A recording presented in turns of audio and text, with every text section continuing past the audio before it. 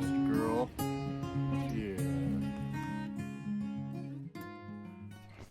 Hi everybody, thanks for joining me. Welcome back to Grandpa's Kitchen.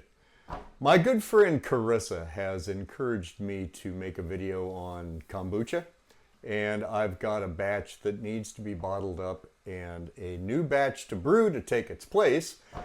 And I am not some kind of an expert on brewing kombucha. Yeah. I'm no kind of an expert in the kitchen at all, but it's a very simple process. Just making black tea, a scoby, some sugar, let it sit for a couple of weeks, bada boom, bada bing. So even I can do that. If I can do that, you can do that. All right, let's get started. Okay, we're going to start with brewing up the new batch. So what I've got here is just a bulk black tea and a muslin tea bag. And I'm going to drop in 3 tablespoons of this loose leaf black tea, right? Now, the type of black tea is just your personal preference, right? You know, I've seen people use Lipton for this. You know, whatever you have available. I got this at a local grocery cooperative. It was in bulk. Need to buy some more of it. Anyway, that's it for that. 3 tablespoons black tea, 1 cup of sugar. Now this is a white sugar. I would recommend not experimenting, you know, especially if it's your first batch. Just keep it simple, right? Once you have some experience, you might experiment with some honey, brown sugars, molasses. But, you know, if you're just getting started, keep it simple. There's granulated white sugar, 3 tablespoons of black tea. Now I've got some water boiled over there, and I'm going to dump it in. So I'm using a purified water on this. Just a filtered water is good enough. Just don't use it out of the tap.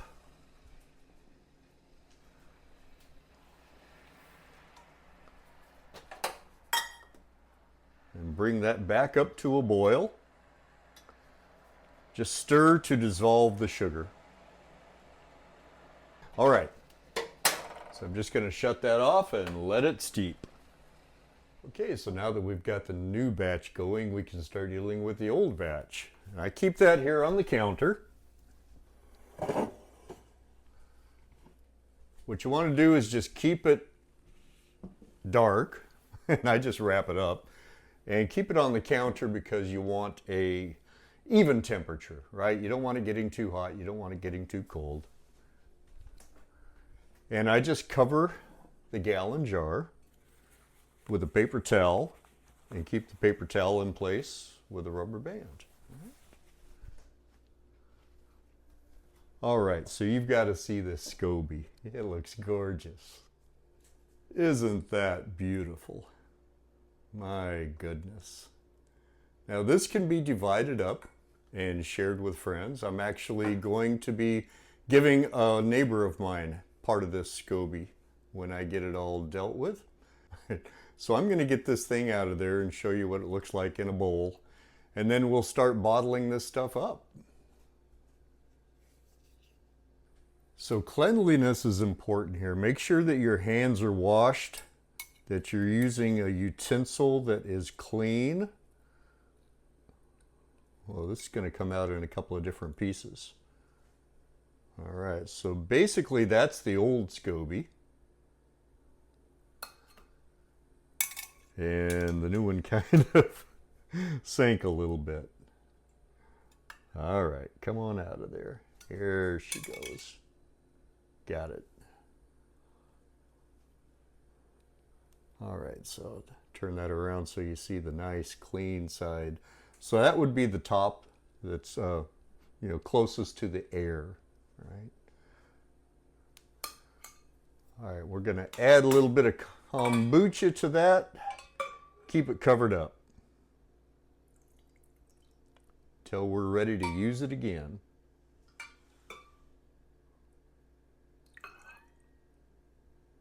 A little bit more. All right, now I'm going to start transferring this into some bottles. All right, so what I've got here is some kombucha bottles, I bought from the store. I drink kombucha on a pretty regular basis. It's good bacteria for your guts. So what I'm going to do is transfer this into my bottles.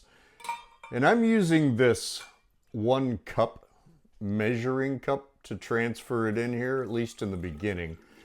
So the reason I'm doing that instead of just pouring it is that there is sediment down in the bottom of this jar, and I want to disturb that the least amount possible. So I'll catch up with you after I have transferred this into my bottles, and we'll take it from there.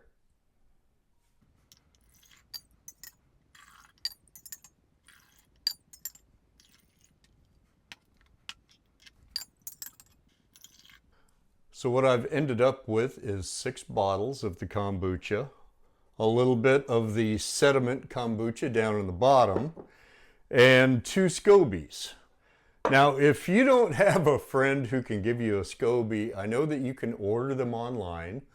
You might be able to find them down at the health food store. I know that they do have kombucha and kefir starters at my local food co-op, so you can check that out. Anyway, so what I've got here is the scoby that I'm going to be working with. This is mine, and a little bit of the starter kombucha. And I've got my neighbor's. So I've separated the scoby, giving her a section and giving her the sediment out of the bottom of my kombucha jug, and as a starter for her. All right, the next step, get this stuff out of the way, get the new batch going in here. All right. So this has been sitting on the stove and has cooled off to some degree. All right, I wouldn't put my scoby in there into the hot boiling water. Don't kill your scoby, please. So I'm just going to squeeze that tea bag out.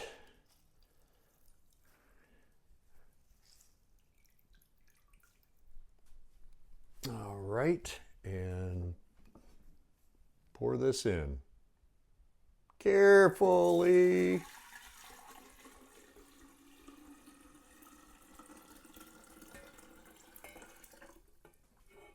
Cool.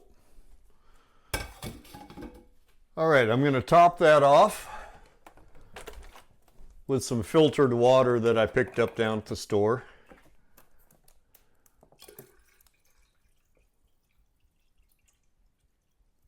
And then I'm going to add my scoby and starter.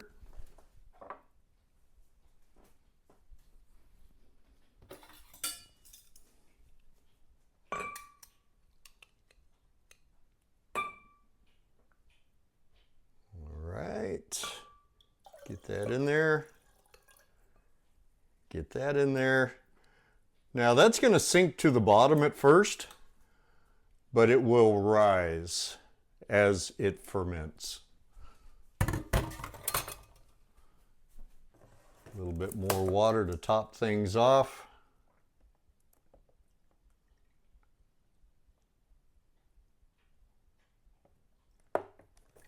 All right. Now, I'm going to cover this up and get it back on the counter. So I'll use brand new paper towel and my rubber band.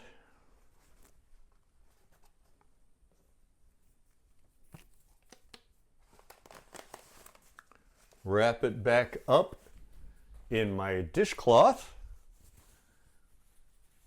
and put it back on the counter and let it sit. Now, you can let this sit for a week and you'll get some results. You can let it sit for 2 weeks, get better results. And I have let this sit for up to a month and don't have any problems at all. So the thing is, just give it some time. So what you're doing is fermenting, right? The yeasty beasties and those good bacteria are going to go to work on that sugar. It's going to give it a very light carbonation, and it's going to make that scoby grow. So the next time you make a batch, it'll be ready to split off. Use the newest for your newest batch. And if you've got a friend who needs some kombucha starter, do what I'm doing and, give it to your neighbor. All right.